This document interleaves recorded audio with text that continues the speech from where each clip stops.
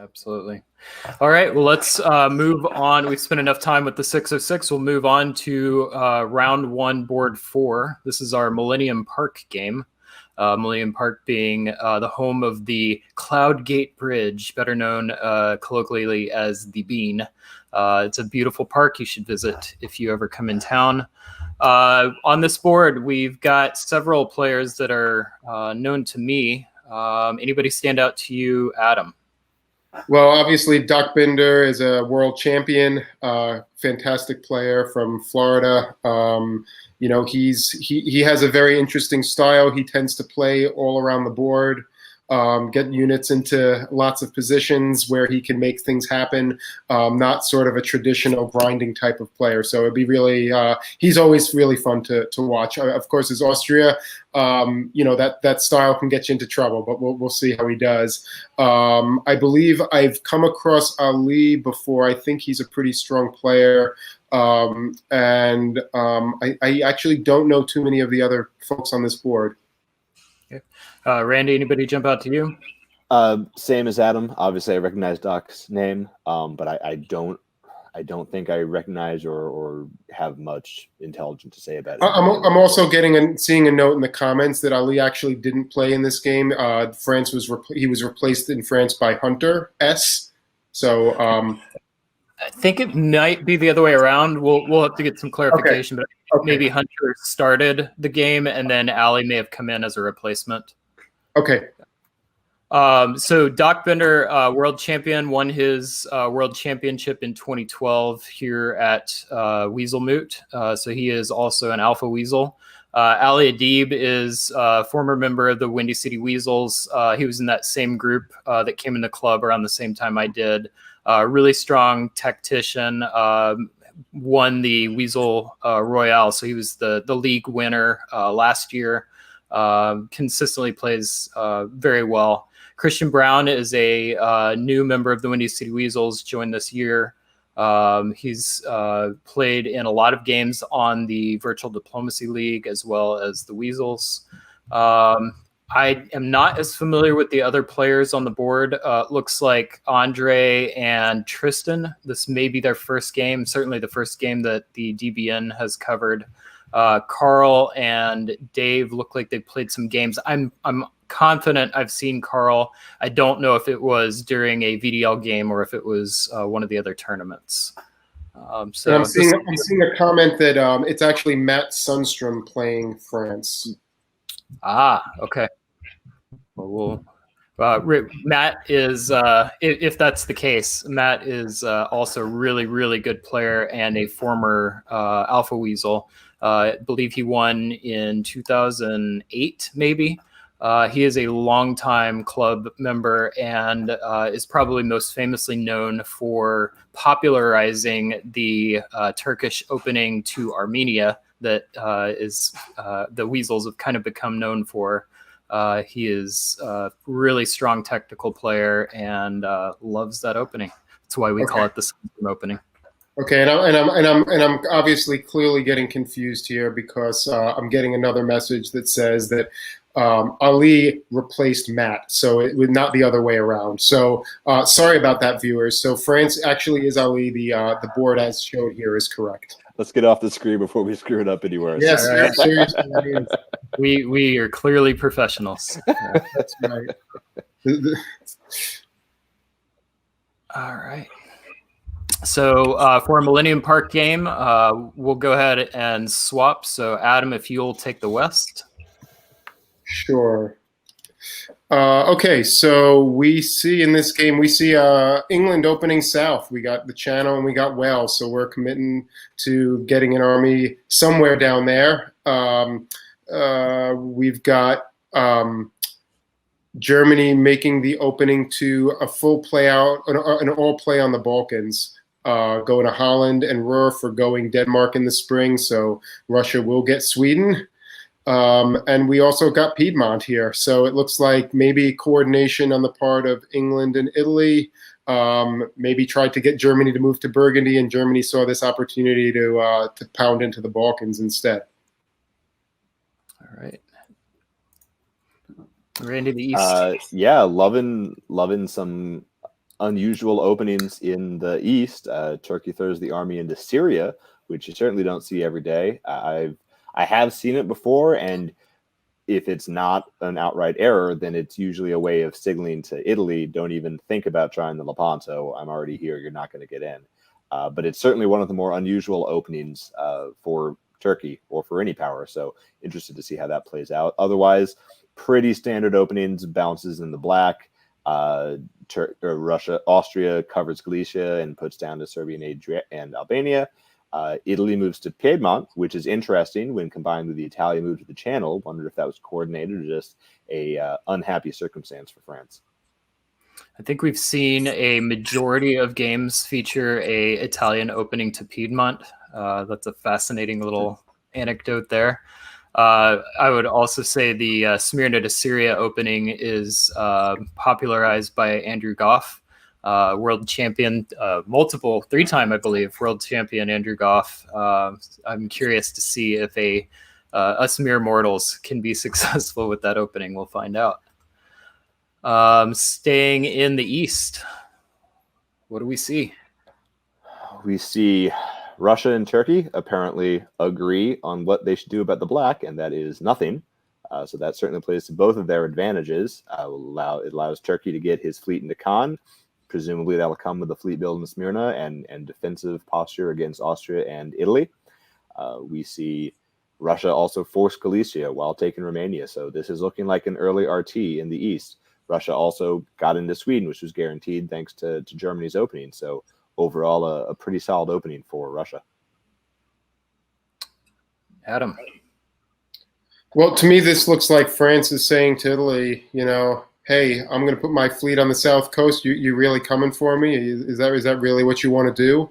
I see England there, but if you're coming too, England's going to have his way in the north. So, you better choose something else. And Italy, seems not that committed to attacking France because they convoy into Tunis, which is not the way you want to do it. If you're going to be making a attack on France, you want to have that fleet in Tunis so you can move up to the Western Med, come 1902.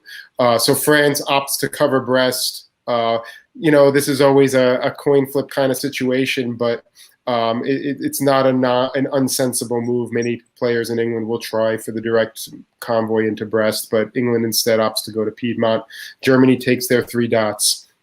So good start for Germany if they don't get the attention of everybody else on the board. England and France are going to be at it would seem, unless France can convince England, Germany's the bigger threat, go after him. So we'll see. All right. So from our builds, we see England builds a fleet in London, France builds an army in Paris and a fleet in Marseille. We've got 3 builds from Germany, a fleet in Kiel, and 2 armies. We've got a northern fleet in St. Pete by Russia and an army in Sèvres, 2 Austrian armies, and fleet Rome for Italy, and fleet Smyrna for Turkey. Adam, anything stand out to you? Yeah, I mean the Italian fleet Rome is extremely anti-French. So it's if that's really what they're thinking, it's really hard to understand the lack of moving Ionian to Tunis and convoying to Tunis just as a strange move. Of course, Rome, it's fine. Rome can go to Tyrrhenian Sea and you can convoy the army back, but this is kind of a strange way to play it, to my mind. France builds the second fleet in Marseille, of course, again saying to Italy, bring it, come on. If you want to come this way, go for it. You're not going to get anywhere. And I think that England now has serious things to worry about, and that attack on France may just not happen. Yeah, that north coast of St. Petersburg build by Russia, that is a statement. And we'll see if that statement is one that makes a lot of sense after we see the German moves, because those German builds look like they are armed to the heart of Russia, and Russia did not exactly build accordingly. I don't dislike the fleet St. build in this situation where England has nothing in the North Sea. I think it's a pretty solid build, but I would have really preferred to see the second build in Moscow if that's what you want to do, so that you can bring the army up. Because what are you going to do? You're going to kick them out of Norway, let them retreat to the Barents Sea, and then you got to take a guess in the fall. So this is not super productive. You also got to be really confident that you got Germany on your side, which, maybe there's some confidence there, but right. Who knows? What I expected going into the builds was that Russia had made nice with Turkey and was going to be inclined to make nice with England, given England's opening against France, and then Russia puts down the builds that would seem to contradict that entirely. Yep. Yeah. So we did get some clarification. It looks like Ali Adib took over for Matt in spring of 2002. Matt had to drop due to some technical difficulties. All right, so we'll continue on. We've got spring 2002. Let's start in the West. Yeah. Okay. So it looks like the Italians do not go after France. They pull back. And again, this shows the limitations of that Fleet Rome build, because you would really rather be in the Ionian and the Eastern Med than the Tyrrhenian Sea and in the Eastern Med in this situation. But definitely pulling back here. The English make the attack against the Germans. The Germans and the Russians seem to be collaborating to attack the English. And so you have an EF versus a GR with something going on with Germany going to Tiroli and Austria going to Bohemia. I don't know what that's all about, but I'll let Randy figure it out. Oh, yeah, I know what that's all about. I can see right through it, but I'll let you guys figure it out. Germany and Russia are working together, which is which you kind of would have expected, seeing the Russian build in the north coast of St. Pete. You would hope that Russia at least believed that he had a strong German alliance.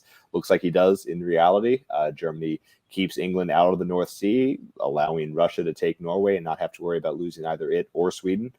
So very fortunate for Russia up north.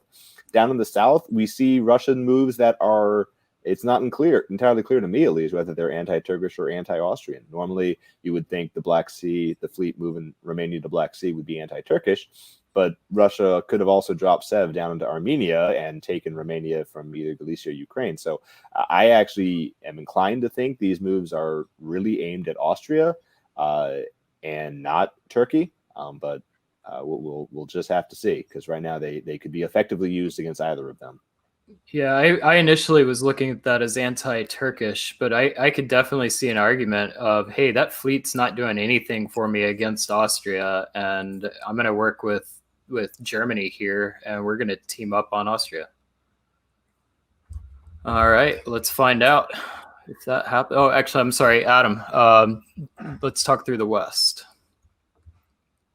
Yeah, I mean, what's notable is you've got because Germany bounced England in the North Sea, Norway now has to retreat to Norwegian instead of Barents, so that potential convoy situation, guest situation in northern Russia doesn't happen. So this is a strong position for Russia in the north. They got two fleets, they got a German ally. We'll see how that goes, because it can be very unstable, especially if Russia opts to put another fleet in the north. Then we get Germany probably very nervous. I'll note that England did pick up Belgium, and unless France has something to say about it, can't lose it. Mm-hmm. Yes, they can keep it by just supporting from the English Channel. You're right. Yep. All right, we'll stay in the West. Yeah, so England supports the Channel out to the North Sea for some reason, and France takes Belgium. So kind of a strange choice, especially considering the Mid-Atlantic didn't go to the Channel, which is what it should have done if he really wanted to make sure that Belgium was forced. So kind of a strange set of choices by France. If you're gonna make a play like that against the English, why not go to the Channel or the Irish Sea, actually, for that matter. What else do we see? So England does indeed get the North Sea. Why does England get the North Sea? It looks like a 3-on-3. Did somebody screw up a support? Both London and Norwegian supported English Channel there. Yeah, I'm guessing This Holland. Oh, so Belgium went Belgium to cut Holland. Belgium cut Holland. I see. Okay. all right. Moving on, we've got our builds. Germany disbands Army Ruhr. Just want to back up Russia real quick. We didn't get a chance to say anything about the East. We saw some interesting stuff. Oh, I'm sorry. No problem. You touched on it quickly, but as we suggested might happen, Russia did attempt to attack Austria, and Austria very wisely saw it coming and chose to defend against Russia. Was unable to defend against Turkey taking Greece, though. So you gotta like how this year went for Turkey. He committed. He got Russia to commit against Austria. He picked up a build, and Italy is not in a great position. So Turkey is going to have a fairly defensible position. Meanwhile, Austria is looking a little surrounded at the moment. All right. And I did get word that Doc Bender actually filled in for another player who was unable to play, Hunter Stillman, left and winner of 1902. So Doc will be picking up from this position. In Austria. In Austria, yep. All right, so we've got an army build in Warsaw, army build in Ankh, army build in Marseille, and the disband in Ruhr. So anything stand out to either of you for these builds? France has got a lot of armies. Mm-hmm. Yeah, probably too many.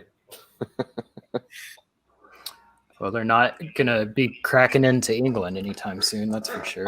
It's an interesting choice that Germany removes Ruhr instead of Tyrolia. Given the fact of what you're trying to do in the north, you might want that army up there, but yeah. All right, well, let's stay in the east for this one. Randy, go ahead. So Turkey rotates a little bit. That army in Ankara, it was unfortunate. Turkey definitely would have preferred to build another fleet, but both of his good fleet spots were occupied, so we went with an army. But he rotates it again, got a solid defensible position, keeps Italy out of the Aegean, but isn't able to actually. Well, actually, no, he does not keep Italy out of the Aegean. Italy has seized the Aegean, and it does look like Greece is going to be in some trouble next year, or this fall, I should say. Russia, meanwhile, a very good set of moves. Sneaks into Bohemia and forces Galicia as well. So he's going to be able, has a bit of a 50-50 guess, but has a real good shot of picking up one of either Vienna or Budapest in the fall. So that was some good tactical decisions by Tristan over there in Russia down against Austria. And up north, continues to help Germany just batter against England, and also drops that fleet into Skagerrak, presumably to guarantee that Germany gets into the North Sea in the fall. So Doc coming in as a replacement player here. What's your strategy in this kind of situation as a replacement, Randy? You just gotta talk to everyone, and you got to try to you got to make sure your alliance with Italy is strong, or solid, which clearly he has done here. But you got to convince Russia and Turkey that only one of them is actually going to get any dots off of you. And right now, it's looking most likely that's going to be Russia. So if you're Austria, you want to, you kind of got to get Greece. You kind of got to force Greece, and then you got to just try to get Turkey on board with slowing Russia down, saying, look, he's got a great alliance up north. He's making inroads against me. You're the only one who can slow him down. All right. Adam, tell us about the West. In general, one thing that strikes me is there's a lot of units holding that could be doing something productive. And, I noticed one in the east, which is Bulgaria, which could have offered a support to Greece that was left kind of hanging there. I see Munich hold, while France just walks into Burgundy, Ruhr, Piedmont. It's interesting, and it would be interesting to know what the dynamic that's going on here that's causing Germany to be spending so much effort harassing Austria rather than defending his homeland, unless this was completely unforeseen. But you've got a France with 4 armies. I mean, how could this be unforeseen, right? So yeah, that really strikes me as interesting. It also, the fact that France is now in the Western Med and North Africa and is going to have a play on Tunis is interesting. So you see England and France kind of trying to straddle both sides of the board. England is really just hanging on, but France makes that the decision that, hey, it's worth it more to me to have England holding at three centers and stymieing Russia and Germany than it is for me to just try to take Liverpool, which would have been a freebie. I really like France's position right here. Definitely feel like they've got some good play on the middle of the board through Germany if they choose to go that way. And I don't see a situation where Austria is able to help protect that. So and Germany really just hasn't shown any inclination to do anything except harass England and Austria. So there may be really fast opportunities for France to gain, especially if Germany. These kinds of situations I've seen people walk out of dots, because that there's some kind of blood feud on the board, over something that we're certainly not privy to. But certainly Munich is pretty likely to be toast right now, if not Holland or Kiel or something. All right. So staying in the West, go ahead, Adam. Yeah. So indeed, Munich falls. Again, there was not really much of an attempt to hold it. Instead, the Germans went to Vienna.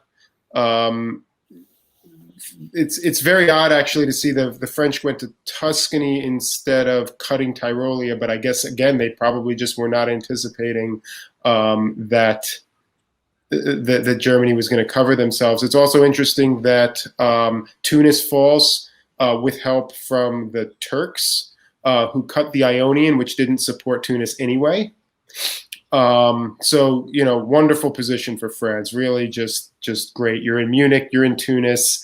England is alive, but not doing much, just helping you out by holding up the other powers in the north. Really, really strong. Yeah, and similarly, great turn for Russia as well, who gets into Serbia with Turkish help, clears out the Black Sea, obviously agreed to with Turkey in return for getting Serbia. That would be my guess. And also continues to, Germany wants to just continue battering his head against the North Sea door, and Russia is more than happy to let that continue. So I don't know what Andrei might have said to Christian, but apparently it rubbed him the wrong way. Well, all right. Well, let's see what happens for our builds. We've got a German disband in Helgoland. France builds another army and a fleet in Marseille. Italy builds fleet Rome. And we've got another northern fleet build for Russia. Anything stand out to either of you? France is scary strong. France is just really scary strong on this board. Russia can be a counterweight to that. Russia's not doing too badly. But where are the armies that are going to hold the middle of this board in 2 years or 3 years? I don't know where those armies are coming from. Maybe Russia can slow things down a little bit with the fleets. I'm not sure that maybe South Coast would have been worth considering there, but certainly, or even an army in Warsaw. But it's a really dominant position by France right now. I guess the counter argument for the northern fleet build is, nobody else is in Russia. In England right now. I'm fine with it. Yeah, I'm fine with it. I think it's, I'm okay with it. I'm just saying there's probably other considerations as well, but I think it's not a bad choice at all. You've also got 2 English fleets, Norwegian and North there, that maybe it can try to make a play on Norway. So you want to get up to Barents and be able to do something. So I think it's a very reasonable choice. All right, Randy, anything stand out to you? No, everything that Adam just said is great. I agree. I think I would have built a fleet on the south coast of St. Petersburg. I think if you're Russia, you've got to compete for those German dots to have a chance of keeping up with France, because you're not going to be able to get over the top of France very quickly without without German assistance, and Germany just pulled one of his fleets off the board. And you do not have an easy road into any Austrian dots either. So, I think that fleet in St. Petersburg is going to be very strategically influential over the rest of the board and probably to France's benefit. Yeah. All right. Well, let's find out. We'll start in the east. I think it's you, Randy. Yep. Russia is able to get his way into Budapest at the cost of Serbia, which it appears that Turkey actually supported Austria back into Serbia in connection with the move to Armenia is interesting. So I'm not sure what Turkey's game here is, but it's possible that Austria and Italy just went to him and said, "Look how big and scary Russia is. Don't you want to do something about that?" Meanwhile, up north, Russia gets into the Barents Sea and is no doubt going to try for Norwegian next turn, which is probably going to fall. But it also looks like England is picking up Holland with French help. So France is very wisely keeping England strong to slow down Russia while just marching right into Italian dots in the south, or Italian position in the south. Great play by Ali there, I think, to prop them up. All right. And how about the east?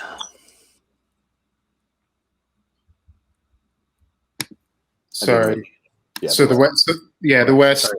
Yeah, I mean, I think we covered some of that, but again, strong play by France. You're going into Kiel, you're kicking them out of Holland. I think this is just you lost Tuscany, which is not a big deal right now. The important thing is you're in the Tyrrhenian Sea, you're in the Gulf of Lion. You've got a lot of play down there. You're forcing Italy to make some tough guesses now. Which is going to make their life very difficult. You're in Piedmont that can convoy to places, it can tap on things. I like this play. I like the support of North to Holland. You're getting in to do exactly what you want them to do. Bolster them up just a little bit for now. And one of my favorite things is the German continues to be hell-bent on taking Austrian centers. That's just that's a choice. That's a choice. That's a choice. Your game is going down the tube, so might as well make it rough for someone else too, I guess. All right. So this is our end of the spring turn, going into the fall. Adam, why don't you talk us through the West? Yeah, so Germany probably wisely decides to cover Denmark because somebody easily could have tried to go there, and obviously France retakes Munich. It would have been interesting to think about Bohemia supporting Munich to help the Germans there, for Russia to help the Germans there and slow down France, but that doesn't happen. Instead, the Russians and the Turks continue to work together, as one would expect. And the French take the Ionian Sea, which is just, chugging along. I mean, this is just chugging along. Continues to be a strong French position. The Russian position is not bad either. They built, 2 this turn? Budapest and Vienna. But lost Serbia, so yeah. Building one. The Turks are building one. So, there's a decent counterbalance to France, but I don't know. This is a strong position. Yeah, Russia fails to get anywhere against England, and now that England has picked up Holland, you can expect to see that situation continue. Depending on what Russia builds, England might ever actually be able to get into to Norway or take something off of Russia up north. So. That is just really excellent strategic play by France to make sure that England stays alive and is keeping his main adversary for the board top busy. Other than that, nothing to add to what Adam said. All right. Well, this is where we will end it for this go-around. Randy, who do you like in this game? Oh, France. It's got to be France. Russia's in a pretty good position as well. But France is already all up in England. Italy is about to have all of Italy's dots for all practical purposes. Already has all of Germany's dots, basically. So yeah, this is France's board to lose. Adam, any difference of opinion there? No, I fully agree. But we could see a play for a strong Russian finish as well. Yeah, I could definitely see that. There's some play in the East still, but yeah. Now that Austria is out of the picture, it would be interesting to see if Russia sets up a stab of Turkey. That's what it would take. Throw those fleets against France and the Ionian, and once they're out of position, just drop down the Black Sea, convoy into the homeland, and take 2 or 3 Turkish dots. Yep. All right. Well, we'll pause here, and at this time, yep. Okay, all right. Let's move on to round 1, board 4, Millennium Park. We last left off in fall of 1904. This is a game we had a couple of replacement players. Ali Adib, I believe, picked up France fairly early on, and then Doc Bender, a couple of years into the game, picked up Austria. Both in 1902. Ali in the spring and Doc in August, winter. Okay, excellent. So, yeah, from this position, I think we were saying it's either France or Russia. Adam, why don't you take the West, and Brandon, you can take the East, and we'll start in the East. All right, let's get some builds first. Yep. So for the builds, we've got the Fleet and Eddy, we've got Army Marseille, Army Warsaw, Fleet Con. We've got a disband for Austria. Thank you for playing, Doc, especially for filling in, and then disband in Silesia. Right. This is where the German was intent on taking Trieste, no matter what. Yes. Okay. So, all right. So go ahead, Brandon, in the East.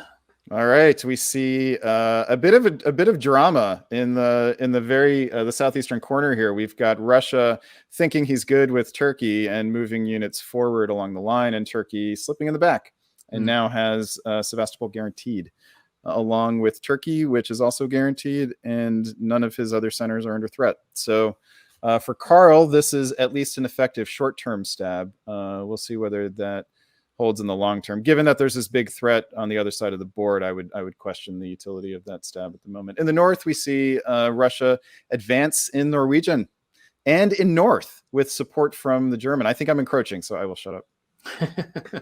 It is exciting, though. Adam. Yeah, so the dog pile on Germany continues, but it's really France making all of the gains. So England is mainly dealing with the Russian up there, and not in a good way, as Russia makes some advances. France continues to have a totally dominant position, taking Berlin, having 4 or 5 armies all pushing in towards the middle of the board. No enemy units anywhere near France. Just total dominance right now. And not just having the units, but the strategic choices. Like, I really feel like the decision of Turkey to stab here is only benefiting France. Yeah, it's certainly benefiting France a great deal, because it makes his next target, which is likely to be pushing towards Russia, it makes it a lot easier. Yep. All right. Well, France has got to be starting to think about 18 here. He is now into the Ionian Sea with this, which I guess counts as east, even though it's France doing it. He's got major competitor for the board top on the other side of the board, who is now occupied with pretty much everyone else on the board. Only problem now is he's got England slipping into the English Channel in a possible. I'm sorry, I'm encroaching. Turkey takes Sevastopol as expected, and Germany helps Russia into Serbia. So I was wrong about there being none under threat. To you, Adam. Yeah, I think you pointed out one of the problems. Also, the Berlin was pretty fleeting as the Russians. Russia puts Germany back into Berlin. So still a strong position, but definitely some challenges right now. I think that France is still going to be building. They've taken Venice, and they've had a disband. So they're putting 2 down. They should be putting 2 down. So I think the English Channel fleet is not a huge problem. It's not desired, but it's dealable. And the fact that Russia is in fact not going to be disbanding, I think, because Russia's pulling 2 here, aren't they? Or they're going to pull 1. So they lost Sweden and they lost Sev, but they took Serbia. So so pulling one. But there still may be those Russian units in the north. They may end up pulling one of those armies out of the middle. So so England may still be dealing with Russia after this turn. Yeah, and let's just give props to Germany for the retreat into an open supply center. Of course. All right, let's see some builds. Right. So for our builds, we've got a fleet in London, fleet in Brest, army in Paris, a lot of disbands. We've got an army in Caen. Anything jump out to either of you? I think the fleet in North is probably the biggest one for me. Yeah, it's an olive branch to England saying, okay, all right, we're done. Go after France. The army build in Paris is interesting. I don't. It's, it says that I'm going after the weakness in Holland rather than being overly concerned about protecting my flank, which is Mid-Atlantic. Which, well, is that necessarily true though, Brandon? Because it may be covering Brest with Mid-Atlantic. You may be going Mid-Atlantic and then the army into Brest. Yeah, that's what you're forced to do now. But if you had built another fleet in Marseille, then you don't have to do that. You pull. Well, anyway, let's not get too absorbed in tactics. We'll see. Adam, why don't we each take one season? So you do all of spring, and then I'll do all of fall. That works. Yeah. So we have the Turks advancing into Sev, advancing Sev into Moscow, advancing into Romania. Good tactical play here by the Turks to advance their position against the Russians.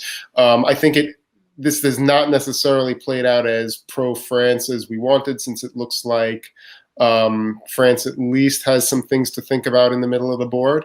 But France does continue to make an advance into Italy, which is going to be problematic. But they lose Venice because not only so Germany supported Italy into Venice, but then there were 2 retreats to Rome, so both of those units are going to be blown up. Oh, nice!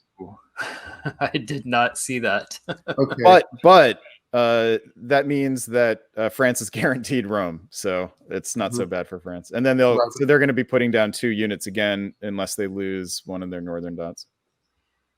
All right, and in the fall, do we lose any northern dots? No, I'm sorry. He'll be putting down 3 now because he's got the two pickups and a rebuild. But he loses Venice. I'm sorry. So anyway, so the big story here is that everyone is fighting each other and no one's fighting France, the board topper, with clear avenues towards lots more dots. So France really should be thinking about 18 at this point. He now has a 4th fleet through the Mediterranean. He should be going after those Turkish dots while also kicking England out of the English Channel. Yeah, this is definitely the kind of game that could easily end up in a solo, just because it does not look like the East is far more interested in fighting each other than the person with the solo shot. Yep. Oh, and I'm sorry, France picked up Berlin as well. So France picked up 3 dots and has a rebuild. So he's going to have one in the bank after his builds here. All right, so we've got 3 builds from France, puts down a fleet in Brest, army in Paris, army in Marseille. England puts down an army in Eddie. Russia disbands Barents. Germany disbands the army in Prussia. We've got Russia disbanding in Bohemia and Armenia, Turkey building Ankh and Smyrna. Anything stand out to either of you with the builds? Ali in France building 2 armies is interesting. He's making a play for more dots in the center of the board rather than focusing on both getting the Turkish, trying to get either hold Turkey back or get more dots over there and pushing England back. Do you think that's a diplomatic agreement? Like maybe this build here, you could easily just convoy over, take St. Pete, focus on Scandinavia, and maybe be satisfied with 2nd place. Andrei looks committed to not topping the board, but everyone else on the board does as well. Right. I just wonder if I'm France and I'm trying to count to 18 here, or find my easiest path to 18, if I'm in a position where I feel comfortable that I can hold what I've got in the south, and right now I have 2 Turkish fleets against 4 French fleets down there. Yeah. Maybe the army situation isn't the greatest. Maybe I need a second army down there to make sure that the holes are all plugged. But really, if I'm counting up in the north, I see 3 English dots. I see Holland is 4. I see Denmark. I see Norway. I see St. Petersburg. I see Sweden. That's 8 dots. That counts to 20 if I can hold what I've gotten in the south. So, I'm not sure. Do I really want to be pushing towards Warsaw, or do I want to be just kind of seeing if I can make my play, against those English fleets? I think you definitely go for Venice. You probably look to try to get Trieste and Vienna. But then you got to go through English dots. I agree with you. So that means sending fleets back up north and building more fleets up there. Yeah. Vacate Brest and build another fleet, and you probably need at least 3. Yeah. Take Holland. Yeah. All right. So Adam, take us through 1907 spring. Pretty passive moves by France here. Does not push anything. Moves to Tyrolia without even supporting it from Munich. Shifts the fleet, certainly advancing the fleets a little bit in the south, but otherwise very, very passive play right now. Russia is pushing back against Turkey, who takes Romania, loses Moscow. Just a lot of dancing around. Takes Trieste off of Germany. That maybe that dot. Oh, and Germany takes Serbia off of Turkey. So, just a lot of dancing and not a lot of effort to stop the leader. Yeah, the only thing I think Ali probably should push those armies forward. I don't see any reason why you're sitting there. You're Prussia, Silesia, Bohemia, support the move to Tyrolia at least, instead of just trying to walk in on its own. But you could be in a lot of those mid spaces without a lot of risk right now. Yeah. How do you feel about English holding? I feel like I would have gone to Brest. Just do something to slow it, to try to slow France down. He's just not thinking about slowing France down now at this point, which is why France should probably stab him. Yeah. All right. Brandon, 1907 fall. There it is. All right. So here we go. Finally. So now here you see the problem with not having moved a fleet, not having kept a fleet in West, because he can't back up that stab very well. Mm-hmm. He's taken 1 dot. He's got position, but England is going to stay even here. So there's not, he's got a raft. France has a raft of armies in the north, so England's not going to be able to get much off of him. But without more fleets up there, France isn't going to be able to get much off of him either. Also, we have he wasn't able to take Venice, France. So the East looks like it's resolving in a way that's going to stalemate him as well. So. Yeah, I don't see why he needs any dots in the East. I mean, there's 8 more dots, and he takes 1 of them. So he's at 13, and there's 7 more dots on the northern part of the stalemate line that ultimately he can grind out as long as he doesn't lose in the south.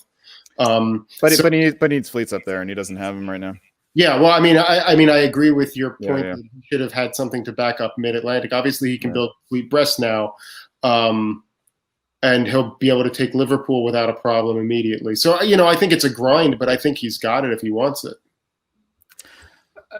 I just have to look at this. That is dipsy doodle. I don't even want to touch that. But Russia ends up down. So a dot ends up getting transferred from Russia to Turkey, effectively through Germany. Yeah, and they are still more focused on fighting each other than stopping a potential solo. It's crazy. Turkey's winning that though, which is going to be key to stopping the solo. Yeah. So. Cool. Yeah, I think I would have preferred to see France go into Adriatic here, right? Block that up, and then you've got some supports for the Ionian, and force Turkey really to grind you out in order to make any advance on the position. Yeah, because you're getting armies in position to get Trieste, Vienna, and hold them. So that's, you know, Vienna, Venice, Trieste, Vienna. That's 3 dots right there. You know, maybe you can get Warsaw and hold it for a year, and that gives you more units to send up north before Turkey retakes it. All right. So for our builds, I've got Fleet Brest, disbands the fleet in Baltic. So the lone German center is Romania. And we'll keep moving on. Adam, spring of 1908. England, you know, it's just absolutely amazing that when you've got a 13 center France with so little threatening, you still have things like Russia bouncing England from barons, trying to get a fleet back as they convoy home. I mean, that's just kind of unreal, and just, you know, speaks to the diplomatic breakdown that must have been occurring on this board. It's completely natural that everybody is trying to get rid of that German dot. It looks like Turkey and Russia might be somewhat on the same page right now. Ali's NMR clearly doesn't help him. Yeah, that's it, without knowing what the NMR. But actually, I mean, like, he doesn't have to deal with Mid-Atlantic, right? So it honestly doesn't hurt him. Yeah. But it would have been nice to try to advance the position. I mean, it hurts him in the sense that now Liverpool is not a free shot. But then again, it would have forced. I guess he could have lost it by the Yorkshire and Wales. So. Oh, he definitely would have. But again, not having a fleet to backfill into Mid-Atlantic was the problem. Is everything here? Yeah. Yeah. Okay, let's keep on going here. The fall. So Ali returns and supports. So the Russian, the dipsy doodle in the Austrian centers is the best part of this. France and Italy both support Russia into Trieste, which was Turkish. France also supports Germany into Vienna so he can survive. And there appears to be more strife in the north between Russia and England. France takes Smyrna. We missed that last time. I thought Turkey was getting a build last year, but I guess he didn't. I thought they did too, but there you go. So France is lucky that his misorder didn't give Turkey a chance to get a unit into Khan, so that he couldn't take Smyrna. Well, but now the solo is really back on. How is this not? How do you not solo from this position? Yeah. You just got Smyrna, and you've got everything. You've got everything leading up to it. And Turkey is going to pull at least one. Is pulling one here. This should be a solo. And you've got position in Irish and English Channel. England can't take anything from you. You build another fleet right here. I mean. Yep. Wow. All right. Let's keep going. I got another fleet in Brest, disband of the army in Albania. I think that's the only changes. Adam, spring of 1909.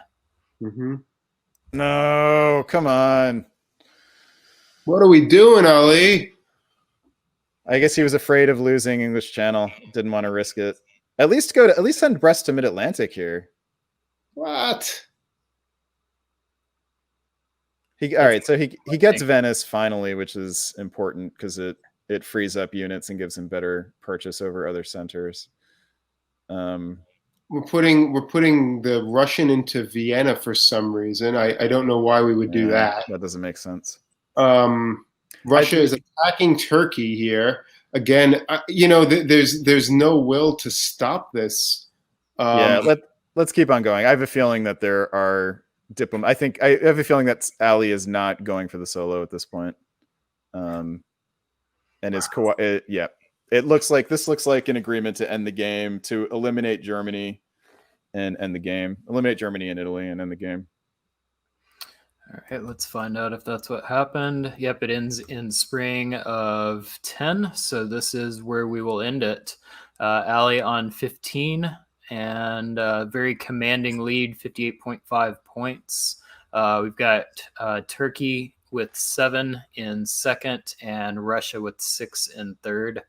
And England tied for third with 6. So congratulations, Ali. Very commanding board top, although a little disappointing because there was so much more to play for. Brandon, thoughts on this game? I mean, go ahead, Adam. Other than leaving 41.5 points on the table, this was a great game by Ali. It was a well-earned board top. Obviously, those of us who like to see people go for 18 are disappointed in the outcome. But let's not take away from the fact that this was just a thoroughly dominant game from very early on. He kept everyone away from him. He kept the board in chaos on the east side. The east side of the board was consistently in chaos. There was never any effort whatsoever by any neighbor or anyone on the other side of the board to really stop him. So I think that this was just a show of great force and really well done. Again, disappointing to those of us who would have liked to see it really pay out in the way that I think it could have. But great job. It's the strongest performance we've seen tonight. Just hands down. So congrats, Ali. Well done. Absolutely. And Christian, for keeping that little squirrely German unit alive, circling through the Balkans forever. Very entertaining. Okay, so I believe we went through all of round 1, board 5.